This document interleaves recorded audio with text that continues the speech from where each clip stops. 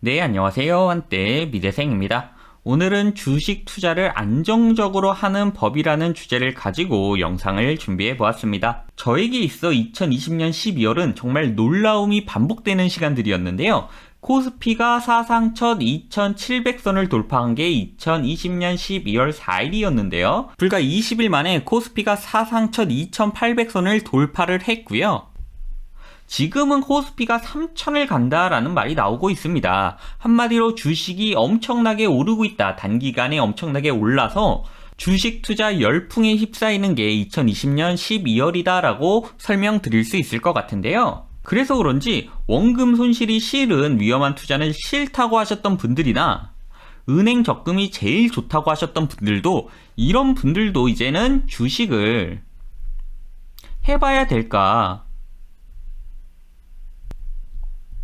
이런 고민을 하고 있는 시기인 것 같습니다. 오늘 제 영상은 이런 분들, 원금 손실을 지극히 싫어하는 보수적인 투자자 분들이 주식을 하실 때 그나마 안정적으로 할 수 있는 방법을 소개해 드리는 영상을 준비해 보았습니다. 주식 투자를 안전하게 하기 위해서는 분산 투자를 하셔야 된다라고 저는 항상 강조를 하는데요. 어떻게 분산을 해야 되냐? 이 말은 당연히 잘 분산을 해야 된다 라는 말과 연결이 되는 거죠. 이 잘 분산을 하기 위해선 어떻게 해야 되냐? 제 개인적으로는 분산 투자는 두 가지로 나뉘는 것 같습니다. 하나는 기업 분산이고요. 또 다른 하나는 업황 분산입니다. 똑같은 말 같은데 이게 무슨 차이가 있냐라고 물어보신다면 저는 이렇게 설명을 드릴 수 있을 것 같은데요. 기업 분산이라는 건 예를 들어서 이런 겁니다. 나는 바이오 주식을 살 거야. 나는 바이오 주식에 투자할 거야 라고 마음을 먹었다면 필연적으로 어떤 바이오주라는 질문이 뒤따라오는 거겠죠? 이 질문에 대한 정확한 확신이 안 되기 때문에 우리는 바이오주를 분산해서 투자합니다. 예를 들어서 셀트리온, 한미약품, 셀리버리, 알테우전 이렇게 분산을 해서 주식을 하는 게 기업 분산이다 라고 저는 설명을 드리는데요. 특정 테마 안의 기업을 분산해 투자하는 걸 기업 분산이다. 저는 제 개인적으로 이렇게 표현을 하고 있습니다. 또 다른 예를 들어 드리자면요. 나는 게임주에 투자할 거야 라고 생각을 했다면 어떤 게임 회사라는 답변이 필연적으로 뒤따라오겠죠. 이랬을 때 NC소프트도 사고 펄어비스도 사고 넷마블도 사고 컴투스도 사는 이런 것들, 한 게임주라는 테마 안에서 기업을 분산해서 사는 걸 저는 기업 분산이다 라고 설명을 해 드릴 수가 있을 것 같습니다. 이런 투자를 즐겨 하시는 분들은 이 회사 중에서 출시한 게임들이 하나쯤은 흥행을 하겠지. NC소프트가 이렇게 올라가면 펄어비스나 넷마블이나 컴투스가 중간만 가더라도 나는 큰 수익을 얻을 수 있겠지라는 마음가짐으로 이렇게 기업을 분산해서 투자를 하시곤 하는데요. 업황 분산은 기업 분산과 비슷하지만 조금은 다른 개념입니다. 예를 들어서 나는 바이오주와 전기차 테마에 투자를 할 거야. 이렇게 마음을 먹고 바이오주 중에서 삼성 바이오로직스와 셀트리온을 매수하고요. 전기차 중에서 LG화학과 현대차 주식을 매수하는 이런 걸 업황 분산이다 라고 표현을 해 드릴 수 있을 것 같습니다. 이렇게 된다면 바이오 테마가 이렇게 안 좋아진다고 하더라도 전기차 테마가 오르면 손실을 보완을 할 수가 있겠죠. 한쪽 업황이 부진하면 다른 업황으로 수익률을 보완하는 게 업황 분산 투자다라고 저는 설명을 해 드릴 수가 있을 것 같습니다. 또 다른 예시를 들어 드리자면요. 난 게임주와 게임주가 아닌 회사에 투자를 할 거야 라고 마음을 먹고 게임주 중에서 펄어비스와 NC소프트를 샀다라고 가정을 해보죠. 그리고 B게임주에서 디즈니와 넷플릭스라는 회사를 분산 매수했다고 가정을 해보면요. 사람들이 여가 시간에 게임을 하지 않아서 게임주 주가가 이렇게 낮아진다고 해도 게임을 하지 않으면 디즈니 놀이동산에 놀러 가거나 넷플릭스로 드라마나 영화를 시청할 거기 때문에 이게 상호 보완이 될 수 있겠다라는 마인드로 분산 투자하는 것, 이걸 바로 업황 분산이다 라고 저는 표현을 할 수가 있을 것 같습니다. 기업 분산과 업황 분산 투자는 비슷한 것 같으면서도 큰 차이를 불러오게 됩니다. 먼저 수익률의 차이를 설명드리자면요. 기업 분산을 하실 경우에는 등락이 굉장히 크게 됩니다. 예를 들어서 게임주를 기업 분산으로 투자를 했는데 정부가 갑자기 게임을 10시 이후부터 못하게 한다는 규제가 들어온다거나 사행성을 방지한다고 캐시템 구매 한도를 제한해버리면 게임주 주가가 다 떨어지겠죠. 이렇게 되면 기업 분산을 아무리 잘했다고 하더라도 게임주 테마 전체가 떨어지면서 나의 수익률은 굉장히 안 좋아지는 거고요. 반면에 중국이 수출 허가를 내줘서 우리나라 회사들이 만든 게임이 중국 매출을 크게 불러일으킬 수 있다면 게임주 테마 자체가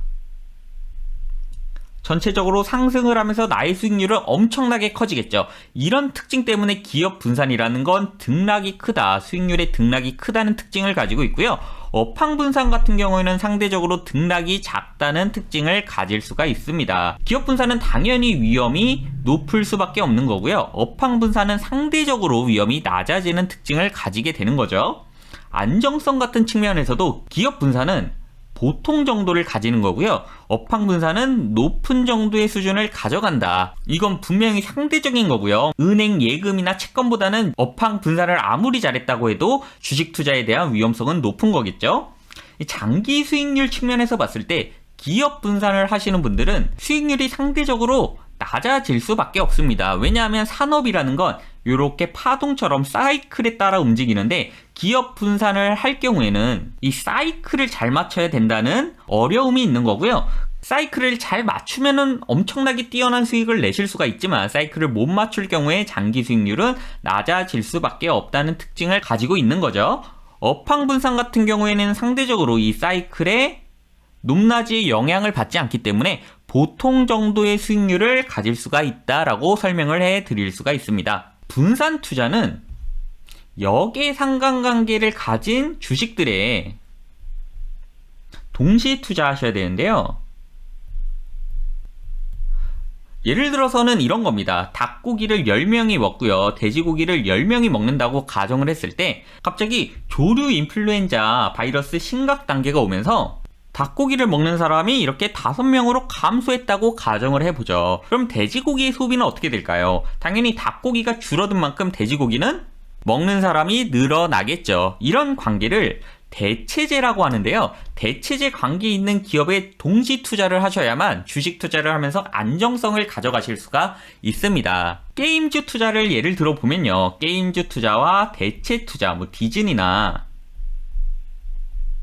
넷플릭스 투자를 했다고 가정을 해볼 때요. 한 달 뒤에 게임주는 150만원으로 이렇게 큰 폭으로 오르고요. 대체제 주식들은 70만원으로 이렇게 떨어졌다고 가정을 해보겠습니다. 이때 비중을 조절해서 게임주를 120만원으로 낮추고 대체 주식을 100만원으로 맞추는 이런 비중 재조절을 끊임없이 이어가신다면요. 또다시 대체제가 이렇게 올랐을 때 게임주를 사고 게임주가 다시 오르면 대체제를 사고 이 과정을 반복하셔서 안정성과 평균 정도의 수익을 가져가실 수가 있다라고 저는 설명을 해드릴 수가 있습니다. 이런 방식이 수익률이 좋다라고 물어보신다면 그거는 아니죠. 하지만 안정적이냐고 물어보시면 그거는 라고 설명을 해드릴 수가 있을 것 같네요. 두 번째로 주식 투자를 그나마 안정적으로 하시기 위해서는 변하지 않을 것을 찾아서 투자를 하셔야 된다라고 저는 말씀을 드릴 수가 있습니다. 특히 미래에도 변하지 않을 것을 끊임없이 공부를 하셔야 된다라고 설명을 드리는데요. 예를 들어서 이런 거죠. 코로나 시대에 온라인 거래가 증가를 하게 되고요. 그에 따라서 택배 물량이 증가한다라고 예상이 되면요. 택배 회사 주가가 상승할 것이라고 그 누구도 다 예상을 할 수가 있겠죠. 그래서 대한민국 택배 시장 1위인 CJ 대한통운 주식을 샀다라고 가정을 해 봅시다. 그리고 뉴스를 보니까 3월 16일자로 CJ 대한통운이 코로나19로 인해 택배 물량이 급증했다. 정말 좋은 거죠. 그리고 또 CJ 대한통운이 4분기 영업이익이 1,000억원을 예상한다. 이렇게 좋은 소식을 들어도 CJ 대한통운의 주가가 어떻게 변했느냐를 보면요. 1년 전에 15만원대 중반이었던 주가가 지금은 16만 3천원에 거래가 되고 있습니다. 택배 물량은 엄청나게 늘었는데 CJ 대한통운의 주가가 왜 못 올랐느냐? 이거에 대한 답변은 굉장히 여러 가지가 있겠죠. 일단 택배 시장 경쟁이 치열하다는 점 하고요.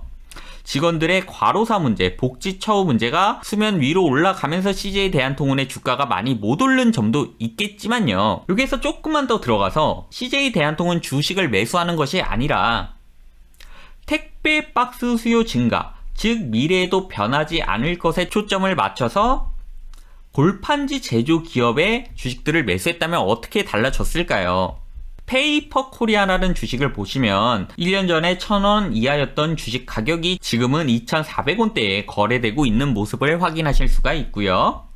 태림 포장이라는 회사의 주가도 1년 전에는 4,000원 조금 위였던 주가가 지금은 6,340원에 거래가 되고 있는 모습을 확인하실 수가 있습니다. 물론 제가 이 기업을 사라는 말씀은 아니고요. 이 기업들의 실적을 보면 매출이 1,200억 원인데 영업이익은 5억밖에 안 되는 효율적이지 못한 장사를 하고 있기 때문에 이 기업을 매수하셔라 이런 얘기는 절대 아니고요. 페이퍼 코리아라는 회사도 적자를 냈던 회사에다가 매출액이 큰 폭으로 감소하고 증가하는 안정성이 결여된 회사이기 때문에 매수를 추천드리진 않지만요. 무엇이 변하지 않을까라는 걸 공부하고 고민하시는 건 안정적인 투자와 큰 연관성을 가진다. 저는 이렇게 설명을 해드릴 수 있을 것 같습니다. 그래서 오늘 영상의 결론을 내어드리자면요. 안정적으로 주식 투자를 하기로 마음을 먹으셨다면 공격적으로 나는 수익률을 엄청나게 극대화하겠다가 아니라 은행 금리보다 조금 높은 수익률을 원한다라고 마음을 먹으셨다면 업황에 분산하는 투자를 하셔야 되는 거고요. 특히 변하지 않을 것을 공부하시고 공부한 다음 분산 투자를 하셔야 된다라고 저는 정리를 해서 설명을 해드릴 수가 있을 것 같습니다. 또한 유동 부채가 유동 자산보다 큰 회사들은 웬만하면 투자를 피하셔야 된다라고 저는 정리를 해서 말씀을 드릴 수가 있을 것 같네요. 유동부채, 유동자산에 관한 내용은 조금 복잡한 내용이기 때문에 제가 다음에 기회가 되면 디테일하게 설명을 해드릴 수 있도록 하겠습니다. 오늘 제 영상이 주식 투자를 시작함에 있어서 안정을 추구하시는 분들께 조금이나마 도움이 되어드렸으면 좋겠고요. 저는 다음에 조금 더 유용한 콘텐츠로 찾아뵐 수 있도록 하겠습니다. 감사합니다. 저는 한때 미대생이었습니다.